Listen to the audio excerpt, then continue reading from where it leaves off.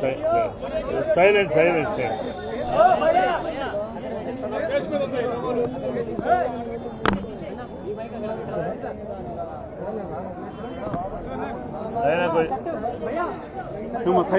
కొంచెం సైలెంట్ బాబు కొంచెం silent please.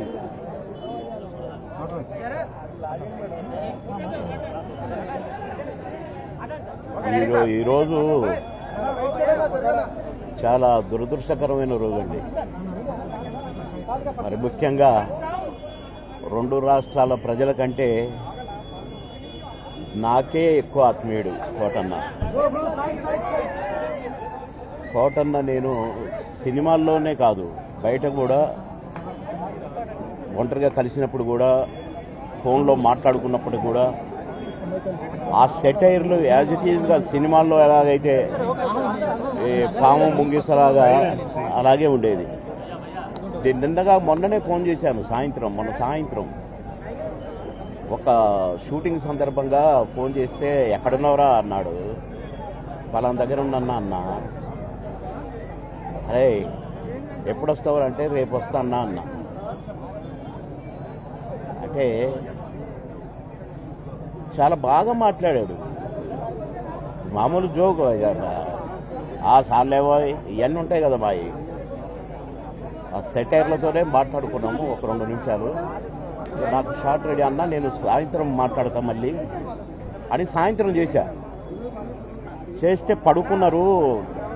అదేదో మందు వేశాడు డాక్టర్ గారు అని చెప్పారు. పెద్దమ్మాయి చెప్పింది, కోటన్న పెద్దమ్మాయి. సరేలే నేను రేపు వస్తున్నా చెప్పు, లేకుంటే ఎల్లుండి పొద్దున వస్తానమ్మా అని చెప్పిన. రమ్మన్నాడంట.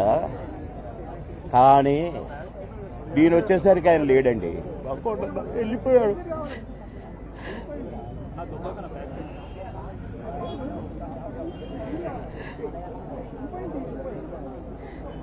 ఇంటికి వస్తే ఎంతో సంతోషంగా రారా బోర్ కొడుతుందిరా అనేవాడు. ఇప్పుడేమో హాయిగా పడుకున్నాడు.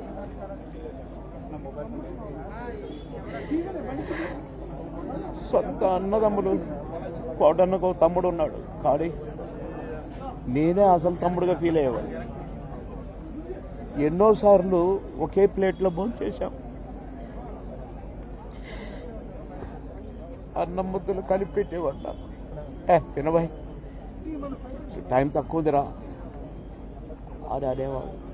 నేను ఎక్కడ ఏ ఊరిలో ఉన్నా, ఏ లాడ్జిలో ఉన్నా పక్క రూములే. మళ్ళీ ప్రొడ్యూసర్లు మొత్తుకునేవాళ్ళు, మీరిద్దరు ఒకటే రూమ్లో ఉంటారు కదా, అయితే ఆయన నీ రూమ్లో ఉంటాడో లేక నువ్వు ఆయన రూమ్లో ఉంటావు, మాకెందుకండి నష్టం చేస్తారు, ఒక రూమ్ డబ్బులు వేస్ట్ అని అనేవాళ్ళు.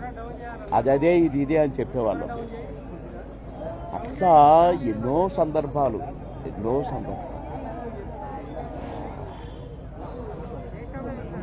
మాటలకు అందని సందర్భం ఆ ఇద్దరు. కనుక కోటన్న ఆత్మకు శాంతి చేకూరాలి, ఆ కోటన్న కుటుంబానికి ఆత్మశాంతి కలగాలి. ఆ కోటలో లేదు